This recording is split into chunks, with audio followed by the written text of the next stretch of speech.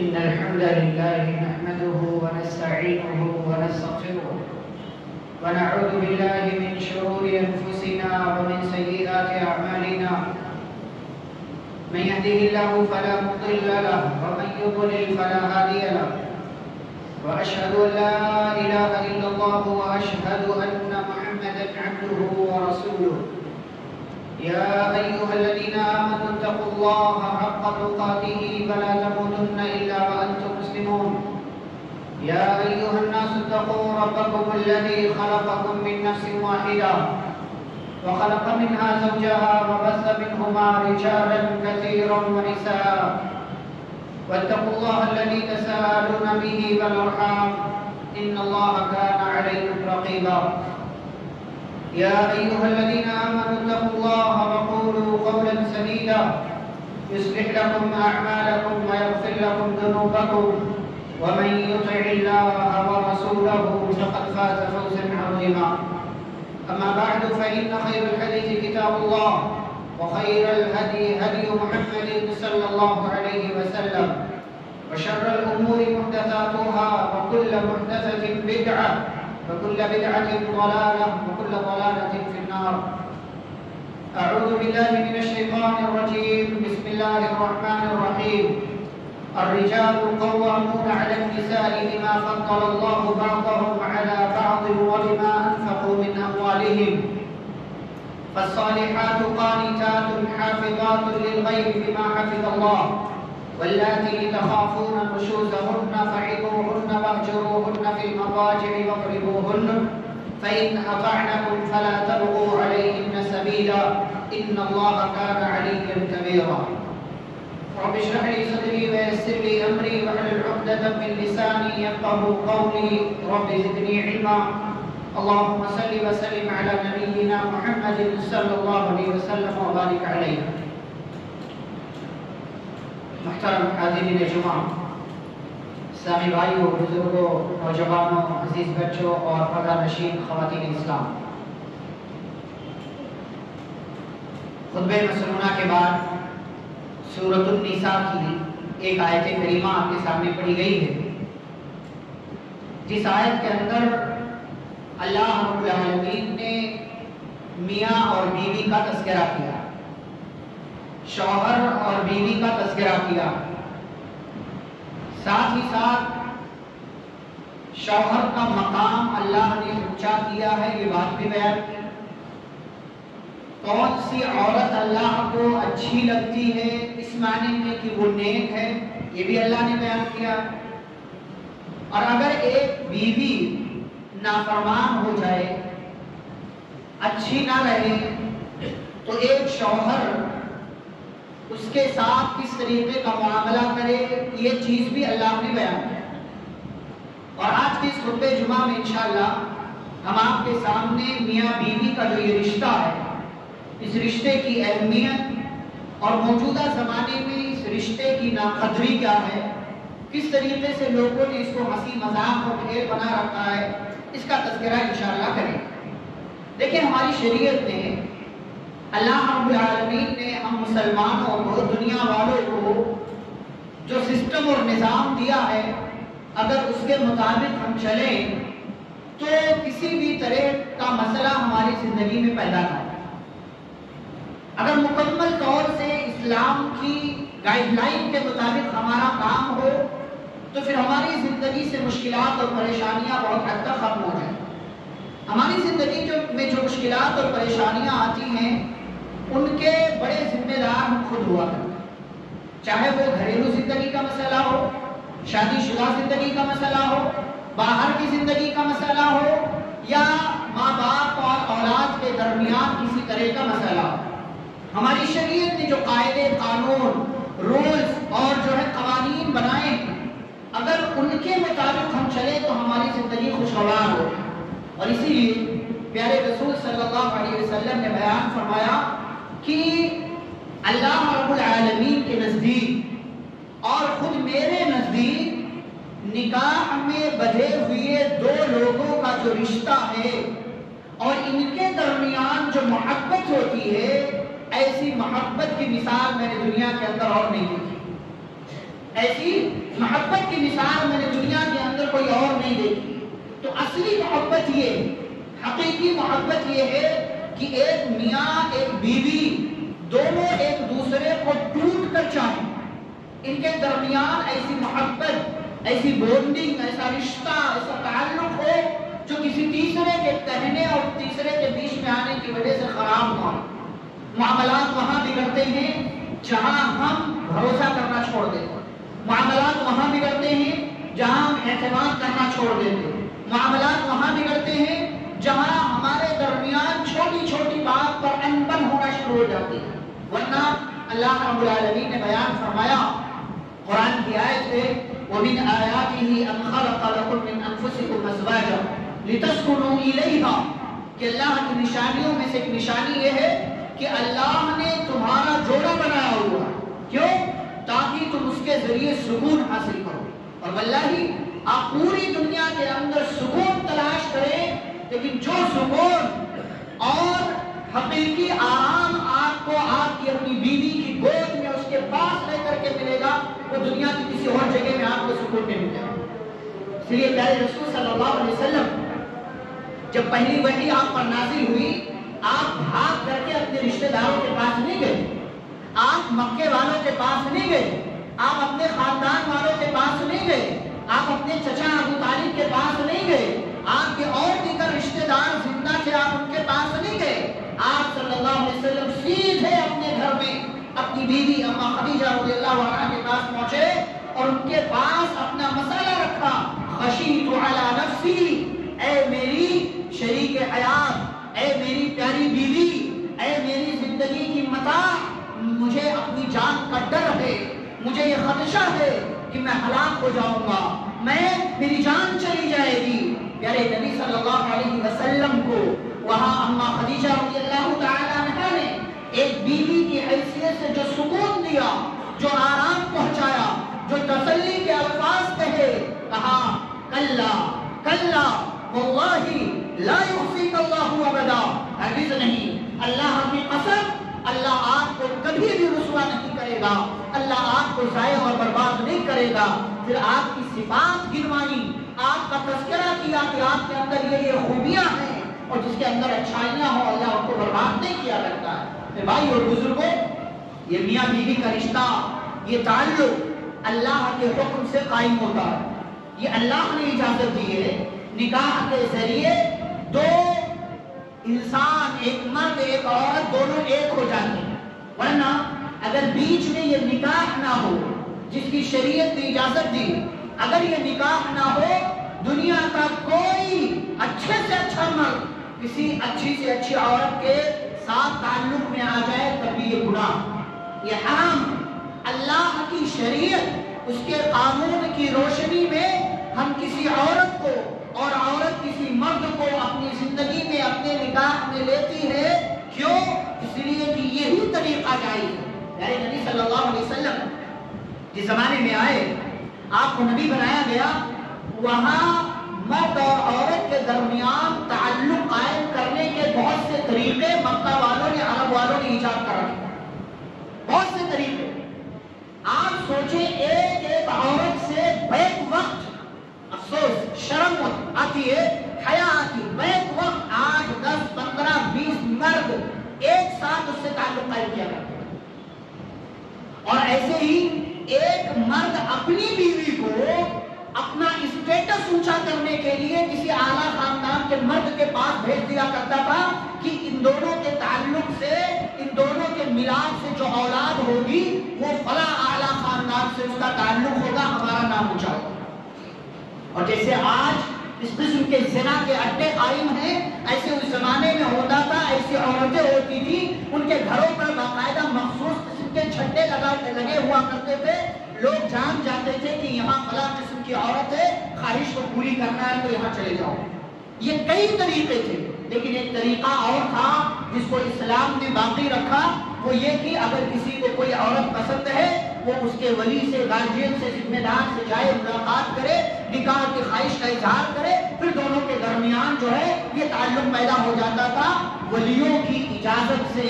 اسی طریقے کو اسلام نے باقی رکھا.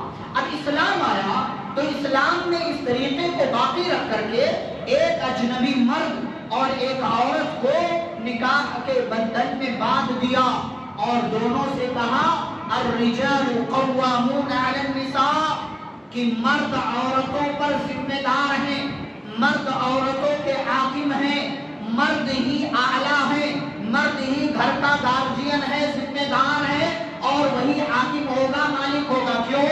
اس لیے کہ یہی اللہ کا حکم ہے، اور جہاں اللہ کا حکم آ جائے وہاں اپنا دماغ نہیں چلانا چاہیے۔ آج ہمارے گھروں میں مسائل کیوں خراب ہوتے ہیں؟ کیونکہ ہم نے گھروں کا ذمہ دار عورت کو بنا دیا، گھر کی ذمہ دار عورت بن بیٹھی ہے، سارے معاملات عورت ہی ڈیل کرتی ہے، مرد صرف کماتا۔ مرد آپ جہاں عورت کو ذمہ دار بنا دیں گے گھر کا، وہاں اللہ کے قانون سے بغاوت کریں گے، اور بغاوت کی سزا یہ ہے کہ آپ کے گھر میں پورا نظام درہم برہم ہو کر کے رہ جائے۔ یہ اللہ کا حکم تھا کہ مرد ذمہ دار ہے، مرد کو ذمہ داری، مرد مالک ہے، مرد گارجین ہے، مرد ذمہ دار ہے۔ جہاں آپ عورت کو بنائیں گے ذمہ دار، یا عورت خود سے بن جائے ذمہ دار کہ نہیں تمہاری نہیں چلے گی، میری چلے گی، میں جو بولوں گی وہ ہوگا، میں جو کہوں گی وہ ہونا چاہیے، میری بات سننی چاہیے، میرے معاملات دیکھنا چاہیے، ایسی صورت میں گھر کے اندر فتنہ فساد پیدا ہوگا، بگاڑ پیدا ہوگا اور پورا خاندان منتشر ہو کر کے رہ جائے گا۔ اچھا، اللہ رب العالمین نے فضیلت دی مرد کو کہ اسے گھر کا اور عورت کا ذمہ دار بنایا، قوام کا۔ کیوں؟ ایک تو یہی وجہ ہے کہ اللہ نے بنایا اور اللہ کا حکم ہے، اس لیے ماننا چاہیے۔ دوسری وجہ کیا ہے؟ وَبِمَا أَنفَقُوا مِنْ أَمْوَالِهِمْ، اس لیے کہ مرد کما کر کے وہ مال عورت پر خرچ کرتا ہے، اس لیے بھی وہ ذمہ دار ہے۔ اب کوئی عورت کہے نہیں میں بھی کماتی ہوں، میں بھی کما کر کے ذمہ دار بن سکتی ہوں، یہ بھی قرآن کی، حدیث کی، شریعت کی بات سے بغاوت ہے۔ اس لیے کہ عورت کو نانے نفقے کا، خرچے کا، پیسے کا، کھلانے پلانے کا ذمہ دار نہیں بنایا گیا۔ جہاں عورت اس معاملے میں بنا کسی مجبوری کے گھر سے باہر نکلے گی، وہاں مردوں سے ملاپ ہوگا، وہاں کسی اور سے چکر قائم ہوگا، وہاں پھر اپنے شوہر سے بددلی اور نفرت اس کے دل میں پیدا ہوگی، کمپنیوں میں ایک دوسرے کے ساتھ بیٹھ کر کے میٹنگیں کرنا، معاملات کرنا، کام کرنا، جاب کرنا، یہ فطرت سے بغاوت ہے، اور بغاوت کی سزا اختلاف ہے، اور اختلاف کی سزا جدائی ہے، جو اللہ رب العالمین کے قانون سے دوری کی شکل میں آپ کو بھگتنا پڑتا ہے۔ یہ اللہ نے مرد کو ذمہ دار بنایا۔ اچھا، اب کوئی عورت کہے کہ پھر ہمارا کیا؟ یہاں شوہر ہونے کی حیثیت سے بیوی کے اوپر شوہر کو ذمہ دار بنا دیا گیا، بڑا بنا دیا گیا، مالک بنا دیا گیا، لیکن یہی عورت جب اپنے شوہر سے ملاپ کی صورت میں اللہ کے حکم اور اجازت کے بعد تھوڑے دنوں کے بعد جب ماں بنتی ہے تو ماں ہونے کی حیثیت سے اس کا مقام اپنے بچے کے باپ سے اونچا ہو جاتا ہے۔ یہ اللہ کا قانون دیکھیے کہ جب یہ دونوں میاں بیوی تو میاں کا مقام اونچا ہے، لیکن جیسے ہی یہ دونوں باپ اور ماں بن گئے تو ماں کا مقام اللہ نے باپ سے 3 درجہ اونچا کر دیا۔ پیارے رسول صلی اللہ علیہ وسلم کے پاس ایک صحابی آئے، کہنے لگے اللہ کے نبی، من احق الناس بحسن صحابتی، میرے حسن سلوک کا سب سے زیادہ مستحق کون ہے؟ آپ نے فرمایا امو کا، تمہاری ماں۔ قال ثم من، پوچھا پھر کون؟ کہا امو کا، تمہاری ماں۔ ثم من، پھر کون؟ امو کا، تمہاری ماں۔ ثم من، پھر کون؟ ابو کا، تمہارے ابا۔ 3 مرتبہ پیارے نبی صلی اللہ علیہ وسلم نے ماں کا نام۔ اب اگر یہ ساری چیزیں آپ دیکھیں گے تو پھر کبھی بھی آپ کو یہ نہیں لگے گا کہ میرا مقام کم ہے، اس کا مقام اونچا ہے، یہ کیسے ذمہ دار ہو سکتا ہے، میں ذمہ دار کیوں نہیں ہو سکتی؟ پھر معاملات خراب ہو گئے، اور اس معاملات کی خرابی کی وجہ سے بچوں پر، آپ کی اولاد پر اس کا بہت گہرا اثر پڑے گا، جس کو آپ اپنی زندگی میں بھی بآسانی دیکھ سکتے ہیں۔ اچھا، دونوں میاں بیوی اب دونوں نے اللہ کے حکم کے مطابق رہنا شروع کیا، دونوں ماں باپ بھی بن گئے۔ اب وہ ایک طرف میاں بیوی ہیں، دوسری طرف وہ ماں باپ ہیں۔ اب آگے زندگی بڑھتی ہے، کبھی مسئلہ، کبھی کوئی اختلاف، کبھی کسی طرح کی کوئی بات آ گئی، شوہر کو لگتا ہے کہ میری بیوی میری بات نہیں مان رہی، بیوی کو لگتا ہے میرا شوہر اب میرا اتنا خیال نہیں کرتا، تو کیا کرنا چاہیے؟ جدا ہو جانا چاہیے۔ ہمارے یہاں ادارے میں ایسے ایسے مسائل آتے ہیں کہ بیوی نے خلا کی بات کہہ دی شوہر سے، شوہر نے بیوی کو طلاق کی بات کہہ دی، دھمکی دے دیا۔ کیوں؟ چھوٹی سی بات، چھوٹا سا مسئلہ کہ تم آج وقت پر بچے کو اسکول سے لینے کیوں نہیں گئی، کیوں نہیں گئی، چھوٹی سی بات، کوئی بہت بڑی بات نہیں، طلاق تک کی نوبت آ جاتی، خلا لینے تک کی نوبت آ جاتی۔ یہ ہماری جو انا ہے نا، یہ بہت سے مسائل ہماری زندگی میں پیدا ہے۔ اور ایک جملہ یاد رکھو، اگر ایک عورت کی زندگی میں شکر ہو اور ایک مرد کی زندگی میں صبر اور برداشت ہو تو آپ اس کی وجہ سے اپنا رشتہ بہت حد تک باقی رکھ سکتے ہیں۔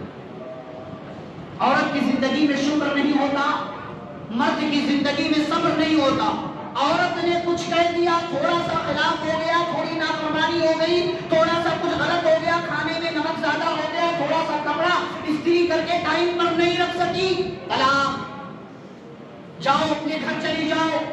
اللہ کیا فرماتے ہیں؟ یہ نہیں ہونا چاہیے، یہ نہیں ہونا چاہیے۔ اور اگر آپ کو لگتا ہے کہ یہ ہونا چاہیے تو اپنی نام سے زیادہ اپنی اولاد کا سوچ لو، اپنے بچوں کا سوچ لو، اپنے مستقبل کا سوچ لو، اپنے بچوں کی ماں کے بارے میں فکر کرو کہ آپ کے بچے ہو سکتا ہے بنا ماں کے ہو جائیں، بنا باپ کے ہو جائیں۔ اللہ کیا کہتا ہے؟ اصول کیا ہے؟ قانون کیا ہے؟ اگر عورت نافرمان ہو رہی ہو کیا کرنا ہے آپ کو؟ واللاتی تخافون نشوزہن فعظوہن۔ اللہ فرماتے ہیں جن عورتوں کی نافرمانی کا تمہیں خوف ہے کہ میری بیوی اب میری نافرمان ہو رہی ہے، کیا کرو؟ طلاق دے دو؟ نہیں، فعظوہن، سب سے پہلے اس کو نصیحت کرو کہ کیوں کر رہی ہو ایسا، کیا مسئلہ ہے، تم میری بات آج کل نہیں مان رہی ہو، سمجھائیے اسے محبت سے، پیار سے نصیحت کیجیے، آپ سمجھانے کی کوشش کیجیے، سمجھ گئی تو ٹھیک، سمجھ گئی تو ٹھیک، ورنہ وَاهْجُرُوهُنَّ فِي الْمَضَاجِعِ، اگلا اسٹیپ لیجیے، اگلا قدم اٹھائیے اور آپ اس کا بستر الگ کر دیجیے۔ ابھی تک آپ کے ساتھ سو رہی تھی، آپ دونوں ایک بستر پر تھے تعلق کی وجہ سے، نکاح کی وجہ سے، لیکن بیچ میں نافرمانی آ گئی، اللہ کیا کہتے ہیں؟ سمجھاؤ، سمجھ جائے ٹھیک، ورنہ اس کا بستر الگ کر دو کہ عورت تو آج تک میری فرما بردار تھی، میں تیرا شوہر اور میرا تیرے نزدیک اتنا اونچا مقام کہ نبی نے فرمایا اگر کسی کے لیے سجدہ کرنا جائز ہوتا میں بیوی کو حکم دیتا کہ اپنے شوہر کا سجدہ کرے۔ کیا بات ہے، تم میری نافرمان ہو رہی ہو، سمجھ جائے تو ٹھیک ہے ورنہ بستر الگ کرو۔ بستر الگ کر کے کیا ہوگا؟ عورت کے اندر احساس پیدا ہوگا، جذبات پیدا ہوں گے، اس کو رونا آئے گا۔ اگر واقعی عورت ہوشیار ہے تو، انا پرست نہیں ہے تو وہ سوچے گی آج تک میرے شوہر نے کبھی مجھے اپنے بستر سے دور نہیں کیا، اپنے بستر سے الگ نہیں کیا، آج کیا وجہ ہے کہ میرا شوہر مجھے اپنے بستر سے الگ کر کے دوسری جگہ سونے کے لیے کہہ رہا۔ اس کے اندر احساس پیدا ہوگا، وہ سوچے گی کہ کہیں نہ کہیں مجھ سے غلطی ہوئی ہے، کہیں نہ کہیں میرے ساتھ مسئلہ ہوا ہے، میں نے کوئی نافرمانی کا کام کیا۔ اگر یہاں ٹھیک ہو جاتی ہے اچھی بات، اگر یہاں ٹھیک نہیں ہوتی ہے تو اگلا اسٹیپ لیجیے، کیا؟ وَضْرِبُوهُنَّ، ماریے اس کو آپ مار سکتے ہیں، لیکن کیسی مار؟ کیسی مار؟ جھاڑو سے، راڈ سے، چپل سے نہیں، نہیں۔ پیارے نبی صلی اللہ علیہ وسلم نے فرمایا وَضْرِبُوهُنَّ ضَرْبًا غَيْرَ مُبَرَّحٍ، ایسی مار ہو جو تکلیف دینے والی نہ ہو، ایسی مار ہو جو زخم پیدا کرنے والی نہ ہو، ایسی مار ہو جو صرف احساس دلانے کے لیے ہو کہ آج تک میرے شوہر نے میرے اوپر ہاتھ نہیں اٹھایا، آج کیا بات ہو گئی کہ اس نے میرے ساتھ یہ سلوک کیا۔ اور عبداللہ بن عباس رضی اللہ تعالیٰ عنہ وغیرہ فرماتے ہیں کہ مسواک سے ہلکی مار مار سکتے ہیں، مسواک چھوٹا سا، یہ نہیں کہ پورا ڈنڈا لے لو آپ، موٹا سا مارنا شروع کر دو۔ اچھا یہاں پر بہت سارے مرد ایسے ہوتے ہیں کہتے ہیں ہم مرد اسی وقت مارے جائیں گے جب اپنی بیوی کو ماریں، کچھ لوگ اس کو مردانگی کا حصہ سمجھتے ہیں کہ بیوی پر ہاتھ نہیں اٹھایا تو مرد کیسا. میرے بھائی پیارے رسول صلی اللہ علیہ وسلم کی 11 بیویاں تھیں. ان کے درمیان بھی کبھی کبھار مسئلے ہوتے ہیں انسان ہونے کی حیثیت سے. آپ صلی اللہ علیہ وسلم نے کبھی بھی ان پر ہاتھ نہیں دیا, کبھی ہاتھ نہیں دیا. نبی صلی اللہ علیہ وسلم سے زیادہ آپ مردانگی والے ہیں, ان سے بڑے مرد ہیں نعوذ باللہ. آپ کو لگتا ہے کہ میں, اور بعض لوگ کیا کرتے ہیں یہاں وہاں کی سن کر کے اپنی بیویوں پر ہاتھ اٹھاتے ہیں. کیوں بھائی, آپ کو اپنی بیوی پر اعتماد نہیں ہے؟ ان کی سن کر کے, کبھی ماں کی سن کر, کبھی بہن کی سن کر کے, کبھی گھر میں کسی اور کی سن کر کے ہم بیویوں کو چلانا شروع کر دیتے ہیں, بیویوں پر ہاتھ اٹھانا شروع کر دیتے ہیں, بیویوں کو مارنا شروع کر دیتے ہیں. بھائی پہلے پوچھو تو صحیح, معاملات کی جانکاری تو لو. اسی لیے ہمارے گھروں میں اختلاف بڑھتا ہے, ناچاکیاں بڑھتی ہیں, کیونکہ ہم نے ماں کی سن کر کے بیوی کو ڈانٹ دیا اور بیوی کی سن کر کے ماں کو ہم نے ڈانٹ دیا. بیچ کا راستہ ہم اختیار نہیں کرتے. دونوں کے درمیان کیا راستہ ہے وہ اختیار کیجیے. تو بیوی اگر بستر الگ کرنے سے نہیں سمجھ رہی ہے, آپ اس کو ماریے, لیکن یہ مار ہلکی ہو, ادب سکھانے کے لیے ہو, سمجھانے کے لیے ہو. یہ نہیں کہہ رہا میں, اور نہ ہی یہ قرآن کہہ رہا ہے, نہ حدیث کہہ رہی, نہ پیارے نبی صلی اللہ علیہ وسلم کہہ رہے ہیں کہ جیسا من میں آئے ویسا مارو, کوٹو, اس کو دباؤ برباد کر کے رکھو. پھر آپ کو پچھتاوا ہوگا. پھر کیا ہوگا, اس عورت کے گھر والے آپ کو ماریں گے. پھر یہ کیا ہوگا, وہ جنگ چلے گی پرانے زمانے کی طرح. اسی لیے ہماری شریعت کیا کہتی ہے, ہلکی مارنا, وہ سمجھانے کے لیے, اس کو نصیحت دینے کے لیے. اچھا, یہاں اگر عورت سمجھ گئی تو اگلا قدم ٹھیک ہے, سمجھ گئی تو اچھی بات ہے, رشتہ قائم. لیکن اگر یہاں بھی نہیں سمجھتے, بھیٹ ہو گئی, پھر بھی نافرمانی کر رہی, تو اب بھی طلاق نہیں دینا, بلکہ اگلا قدم اٹھانا. کیا آپ اپنے گھر سے کسی ایک ذمہ دار کو اور اپنی بیوی کے گھر سے کسی ایک ذمہ دار کو بلائیے, دونوں بیٹھیں, بات چیت کریں. اللہ کیا فرماتے ہیں, ان یریدا اصلاحا یوفق اللہ بینہما. اگر یہ دونوں ساتھ رہنا چاہتے ہیں تو اللہ ان کے درمیان ساتھ رہنے کا راستہ نکال لے گا. اگر یہاں دونوں کے گھر والوں کے بیٹھنے سے بات سمجھ میں آ جاتی ہے, راستہ نکل آتا ہے, تو دونوں ایک. ورنہ اب شریعت کہتی ہے کہ عورت چاہے تو خلا لے لے اور مرد چاہے تو اپنی بیوی کو طلاق دے سکتا ہے. یہ طلاق کا پورا طریقہ ہے جو اللہ نے قرآن مجید کے اندر بیان کیا. کیوں ایسا, کیوں ایسا؟ اس لیے کہ یہ رشتہ جو ہے نا, یہ ایسے ہی نہیں ہے, یہ اتنا نرم و نازک نہیں ہے کہ جو ہے کبھی اس کی وجہ سے, کبھی اس کی وجہ سے, کبھی اس کی وجہ سے آپ اس کو روزانہ توڑتے پھرے, ختم کرتے پھرے. یہ چیز درست نہیں ہے اور شریعت اسلامیہ آپ سے یہ بات نہیں کرتی. اچھا, یہ بات تو ہوئی دونوں کے تعلق سے. بعض دفعہ کیا ہوتا ہے, ایک مرد غصے, ہمارے ہاں بہت دفعہ سوال آتا ہے کہ میں نے اپنی بیوی کو غصے میں طلاق دے دیا ہے, کیا طلاق ہوگی؟ بھائی طلاق عام طور سے غصے میں ہی بندہ دیتا ہے. کوئی خوشی سے طلاق دیتا, کوئی خوشی سے طلاق نہیں. کوئی ہنس کے مسکرا کے نہیں کہتا جاؤ میں تمہیں طلاق دیتا, ایسے کوئی طلاق, سارے لوگ غصے ہی میں دیتے ہیں. ٹھیک ہے, تو اب وہ غصہ جس میں آپ ہوش و حواس کھو بیٹھے کہ آپ کو پتہ ہی نہیں ہے, واقعی نہیں پتا ہے کہ آپ کیا بول رہے ہیں. ہماری شریعت تو پہلے تو یہ کہتی ہے غصہ نہ کرو, غصہ نہ کرو. کیوں؟ غصہ کرو گے زندگی بگڑ جائے گی, غصہ کرو گے تعلق ختم ہو جائے گا. شیطان تو یہی چاہتا نا, آپ کو پتا ہے شیطان کیا کرتا ہے, روزانہ پانی پر, ابلیس روزانہ پانی پر اپنا عرش لگاتا ہے, پانی پر اپنا عرش لگاتا ہے, اور پورے اپنے چیلوں کو, اپنی پوری ٹیم کو, فوج کو بلاتا ہے. تو بھائی ادھر آؤ, کیا کیا آج تم نے؟ وہ کہے گا میں نے فلاں کو گمراہ کر دیا. تم نے کیا کیا؟ کہے گا میں نے فلاں کو نماز پڑھنے سے روک دیا. تم نے کیا کیا؟ میں نے فلاں کو فلاں فلم دیکھنے میں لگا دیا. سب کو شاباشی دے گا کہ اچھا کیا, اچھا کیا, اچھا کیا. ایک بندہ آئے گا, شیطان ابلیس اس سے پوچھے گا بھائی تم نے کیا کیا؟ وہ کہے گا آج میں نے ایک میاں اور بیوی کے درمیان جدائی پیدا کر دی, دونوں کو الگ کر دیا میں نے.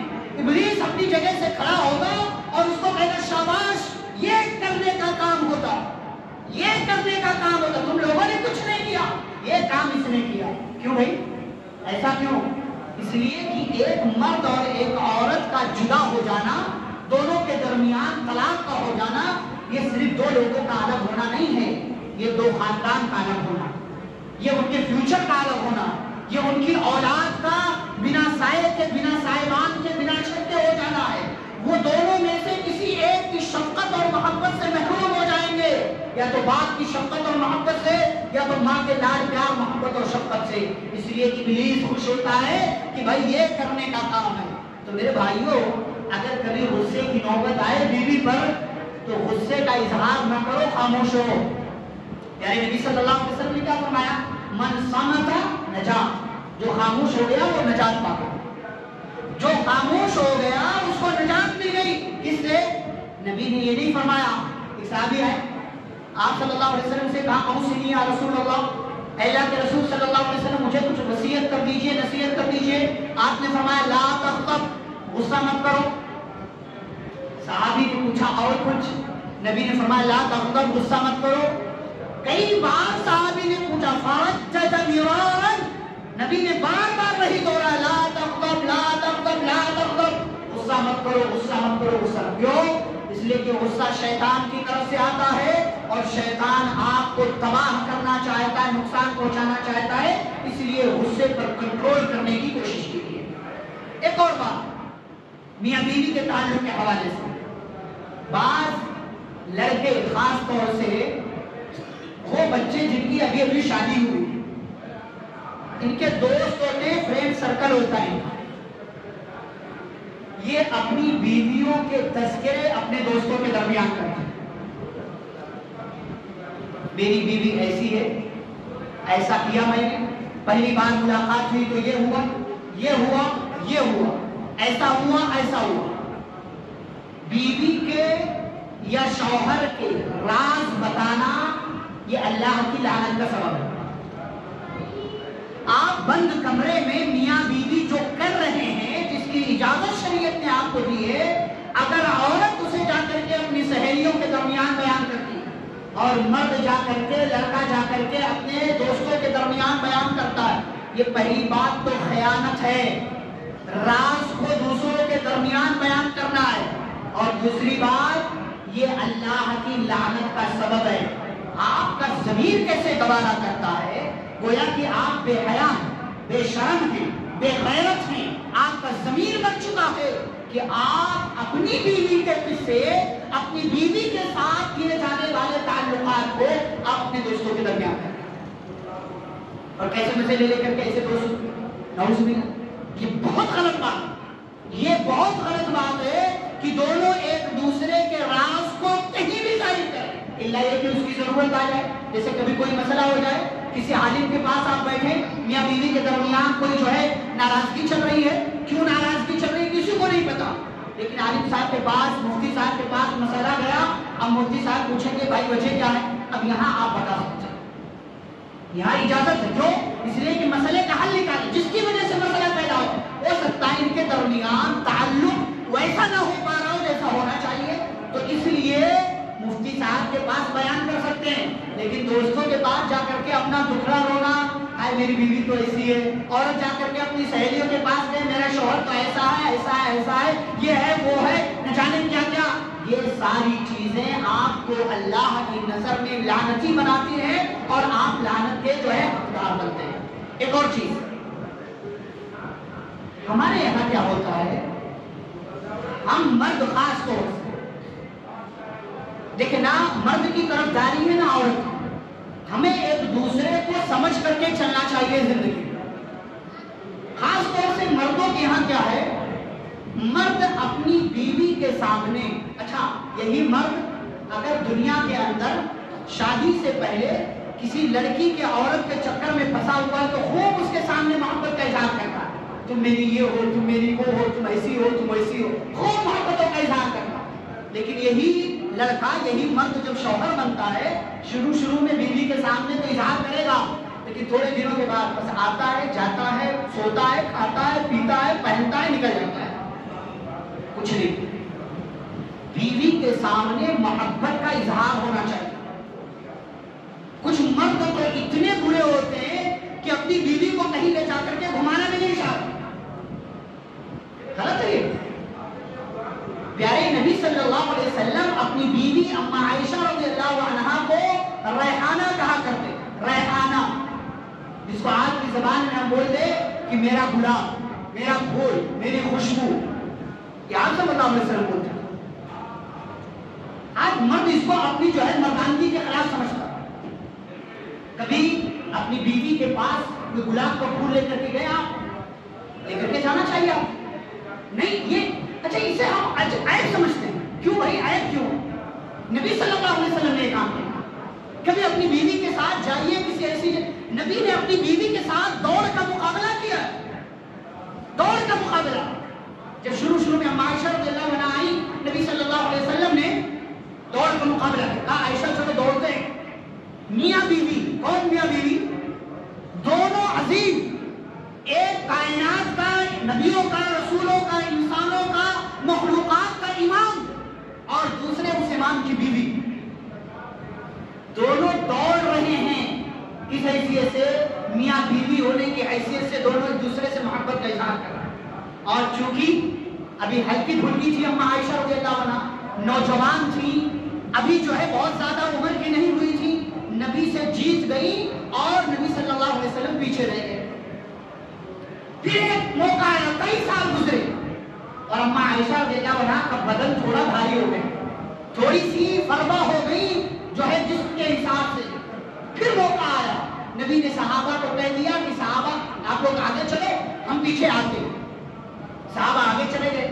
نبی نے اما عائشہ رضی اللہ عنہا سے کہا عائشہ چلو آج پھر دوڑ لگاتے. دونوں نے پھر آج کے دن دوڑ لگانا شروع کیا. اور اما عائشہ کہتی چونکہ میرا بدن بھاری ہو گیا تھا اس لیے آج میں پیچھے رہ گئی اور نبی صلی اللہ علیہ وسلم آگے بڑھے. آپ نے فرمایا جب آپ جیت گئے، اما عائشہ رضی اللہ عنہا پیچھے رہ گئی، آپ نے فرمایا یا عائشہ دل کا بدل کا، یہ اس دوڑ کا، اس ہار کا بدلہ ہے جو آج میں نے تم سے لے لیا. یہ محبت ہوتی ہے بھائی، یہ محبت ہوتی ہے. اس طرح کی محبتوں کا اظہار کیا. بیوی ہم صرف کیا چاہتے ہیں؟ بیوی گھر میں آئے تو تیار ہو کر کے بیٹھی رہے. میں گھر میں آؤں تو بیوی تیار ہو کر کے بیٹھی رہے. اور بیوی نہیں چاہتی کچھ. آپ آفس میں تو اچھا پہن کے جائیں لیکن گھر میں پہنچتے ہی سارا کچھ نکال دیا. بیوی کچھ نہیں چاہتی. آپ چاہتے ہیں آپ کی بیوی آپ کے کمرے میں پرفیوم خوشبو لگا کر کے رہے، کمرے کو اچھا سجا کر کے رہے. آپ کی بیوی کی تمنائیں نہیں ہیں، آپ کی بیوی کی آرزویں نہیں ہیں، آپ کی بیوی کی خواہشات نہیں ہے کہ میرا جو ہے شوہر میرے سامنے اچھا بن کر کے. جہاں بیویاں عورتیں غلط کرتی ہیں کہ شادیوں میں اچھا پہن کے جاتی ہیں لیکن وہ کپڑے گھر میں کبھی پہننے کی توفیق نہیں ہوتی کہ شوہر کے سامنے پہن کر کے بیٹھ جائے. یہ غلط ہے. وہی شوہروں کا، مردوں کا رویہ بھی غلط ہے کہ باہر آفس میں، جاب کے لیے، دکان کے لیے اچھا پہن کر کے، سوٹ بوٹ پہن کر کے یہاں وہاں جاؤ، خوب گھومو اور دوستوں کے ساتھ جاؤ، گھومو پھرو، کھاؤ کھیلو کودو، موج کرو، اور یہاں وہاں جو ہے پکنک منانے جاؤ اور جو ہے ڈھابے پر کھانا کھانے جاؤ. لیکن نہ کبھی بیوی کے سامنے اچھا بن کر کے رہو، نہ ان کے ساتھ جو ہے کبھی کھانے پر جاؤ، نہ فیملی کو لے کر کے کبھی کسی سیر اور تفریح کے لیے جاؤ. یہ کیا رویہ؟ اس سے کیا ہے؟ دوریاں بڑھتی ہیں. اس سے دوریاں بڑھتی ہیں. یہ بہت اہم چیز ہے. بیوی کو ایک عورت کو کیا چاہیے؟ کھانا اچھا بنا دیا، شکریہ بول دیجیے، شکریہ بول دیجیے. کھانا اچھا بن گیا، تھوڑی سی تعریف کر دیجیے. اور کھانے میں اگر کبھی نمک زیادہ ہو گیا نا تو اتنا صرف کہہ دیجیے کوئی بات نہیں. وہ کھل اٹھتی ہے، وہ کھل اٹھتی ہے. وہ آپ تصور کر، اس کو پتا ہے کھانے میں نمک زیادہ ہو، اس کو یہ بھی خوف ہے کہ میرا شوہر میرے اوپر چلائے گا. لیکن اس کے اس خوف کو آپ اگر محبت کے ایک جملے سے، کھانے میں آج نمک زیادہ ہو گیا ہے، کوئی بات نہیں، چلے گا، میں کھا لوں گا، یا تھوڑا سا پانی ڈال دو سالن میں، میں چلا لوں گا، کوئی مسئلہ نہیں. آپ کی اس بات سے گویا کہ اسے دوبارہ زندگی مل جاتی. لیکن اگر آپ چلانا شروع کر دیں، ڈانٹنا شروع کر دیں، بھڑکنا شروع کر دیں، پھٹنا شروع کر دیں کہ جو کھانا کیسا بناتا، آج تک کھانا بنانے کا تمہیں ڈھنگ نہیں آیا، پھر وہ عورت پہلے ہی خوف سے ہے. آپ کے اس جملے کے بعد وہ اور آپ سے اپنی باتیں شیئر نہ کرنا شروع کر دے گی. اس لیے آپ اگر میاں ہیں، مرد ہیں، شوہر ہیں، اپنی ذمہ داریاں سمجھیں. اور اگر آپ عورت ہیں، بیوی ہیں اور کسی شوہر کے ماتحت ہیں، آپ اپنی ذمہ داریاں سمجھیں. میں نے حقوق کا تذکرہ نہیں کیا کہ دونوں کے ایک دوسرے کے اوپر حقوق کیا، وہ تو ہے ہی ہے اسلامی اعتبار سے. کہ مرد کو عورت کا خیال رکھنا چاہیے، عورت کو مرد کا خیال رکھنا چاہیے، اچھائیوں میں دونوں کو ایک دوسرے کی مدد کرنی چاہیے، مشکلات میں دونوں کو ایک دوسرے کا سہارا بننا چاہیے، عورت کو شکر گزاری والی زندگی گزارنی چاہیے، اور جتنا اس کے شوہر کا اور اس کے شوہر کی کمائی ہے اسی کمائی میں زندگی اسے گزارنا چاہیے، بے جا فرمائشیں نہیں کرنا چاہیے، اور جو ہے قرض لینے پر اسے مجبور نہیں کرنا چاہیے۔ خواتین کیا یہ بھی مسئلہ، اسی لیے پیارے نبی صلی اللہ علیہ وسلم نے فرمایا تھا کہ تم عورتوں کی تعداد جہنم میں زیادہ ہے، کیوں؟ اس لیے کہ تم اپنے شوہروں کی ناشکری کرتی ہو، وہ بیچارہ تمہارے لیے کماتا ہے لیکن اس کی کمائی پر تم اپنے ایک جملے سے سارا کچھ معاملہ خراب کر کے رکھ دیتے ہو۔ تمہیں اپنے شوہر کی شکر گزار ہونی چاہیے، جیسے بھی رکھ رہا ہے جتنی اس کی چادر ہے اتنے میں پاؤں پھیلانے کی کوشش کیجئے، اس لیے کہ اگر آپ اپنے شوہر کو قرض لینے پر مجبور کریں گی، آج ہو سکتا ہے قرض لے لے، کل کو چکا نہیں پائے گا، ہو سکتا ہے بعد میں جا کر کے وہ خودکشی کرے۔ ایسے کتنے کیس، ایسے کتنے مسائل، ایسی کتنی چیزیں ہمارے معاشرے میں روزانہ ہوتی رہتی ہیں۔ یہ موضوع ایسا ہے، ایک جمعہ میں اس پر، ایک خطبے میں اس پر بات نہیں ہو سکتی ہے، اسی لیے میں نے یہاں وہاں سے جو اہم چیزیں ہیں میاں بیوی کے رشتے کے تعلق سے وہ باتیں آپ کو سمجھانے، آپ کو بتانے کی کوشش کی ہے۔ ہوشیار بنیے، سمجھدار بنیے، انا پرستی چھوڑیے۔ یہ ناک کا مسئلہ یہ زندگی میں کبھی بھی آپ کو کامیاب نہیں کر سکتا، کبھی بھی۔ ہاں، ایک قدم پیچھے ہٹ جانے سے آپ اپنے آپ کو بھی تباہی سے بچا سکتے ہیں، اپنی بیوی کو بھی، اپنے گھر کو بھی، اور اپنی اولاد کو بھی۔ لیکن اگر یہ ایک قدم پیچھے ہٹنا آپ کو نہیں آتا ہے تو واللہ ہو سکتا ہے ذہنی اعتبار سے آپ کو سکون مل جائے لیکن زندگی میں کبھی بھی آپ کامیاب نہیں ہو سکتے ہیں۔ اللہ رب العالمین سے دعا ہے اللہ ہم سبھی کو زندگی میں جو بھی ہمارے ساتھ اٹھتے بیٹھتے ہیں ہمیں ایک دوسرے کے حقوق کو سمجھنے کی توفیق عطا فرمائے، ایک دوسرے کے حقوق ادا کرنے کی توفیق عطا فرمائے، اور اگر ہم کسی عورت کے شوہر ہیں تو بحیثیت شوہر ہماری بیوی کے ہمارے اوپر کیا ذمہ داریاں ہیں، ہمیں ان ذمہ داریوں کو ادا کرنے کی توفیق عطا فرمائے۔ اور اگر عورت ہیں ہم یا جو بھی عورتیں سن رہی ہیں انہیں بحیثیت عورت ان کے شوہر کی ان کے اوپر کیا ذمہ داریاں ہیں، اللہ عورتوں کو ان کے شوہروں کے تعلق سے جو ذمہ داریاں ہیں وہ ذمہ داریاں ادا کرنے کی توفیق عطا فرمائے۔ اللہ ہمیں ایک دوسرے کا خیال رکھنے کی توفیق عطا فرمائے، ایک دوسرے کو سمجھ کر کے زندگی گزارنے کی توفیق عطا فرمائے۔ جب تک اللہ دنیا میں زندہ رکھے اسلام اور ایمان کا خاتمہ بخیر ہو۔ صلی اللہ تعالی علی نبینا محمد وعلی آلہ واصحابہ اجمعین برحمتک یا ارحم